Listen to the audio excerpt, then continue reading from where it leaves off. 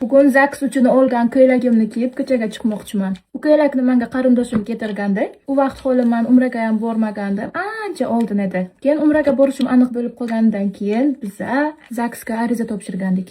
Men hayotimga biror marta oq ko'ylak kiymaganman. Oddiy oq ko'ylakchalar bo'ladi-ku, o'shanaqa umuman sotib olmaganman. Keyin niyat qilib qo'ygandim. Ana shu menga sovg'a qilingan oq ko'ylakchani men ZAGSga kiyaman deb olib qo'ygandim.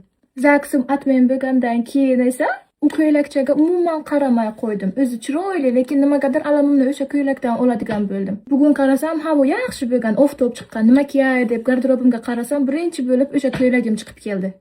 Keyin o'ylab qarasam, ZAGS atmen bo'lgandan keyin ham, ko'ylakni o'sha ZAGSga kiymaganimdan keyin ham meni hayotim to'xtab qolmagan ekan.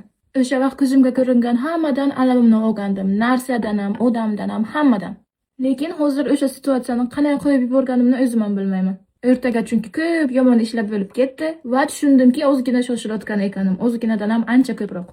ZAGSi buzilgan qiz, endi yana shunaqa ism olamanmi, odamlar nima deydi deb yurgandim. To'g'ri, erga tegish kerak, lekin shoshilib emas ekan. Yoshim o'tibdi, odamlarni gapi desangiz agar, точно baxtli bo'lmaysiz chunki. O'sha ZAGSimni deb onam bilan даже gaplashmay qo'ydim. Xayolimga hamma menga dushman, hamma menga negativ. Internetga kirib komment o'qishga hattoki qo'rqib qoldim. Hozir yana meni ustimdan kuladilarmi deb. Lekin eng qizig'i bilasizlarmi nima? Hozir ko'rasizlar. Eng qizig'i o'sha odamlar hozir har 2 kunga sovchisini yuboradi. Bu esa meni o'sha sizlarga aytib bergan ko'ylagim. Shunchaki o'zlaringizni sevinglar, bo'ldi.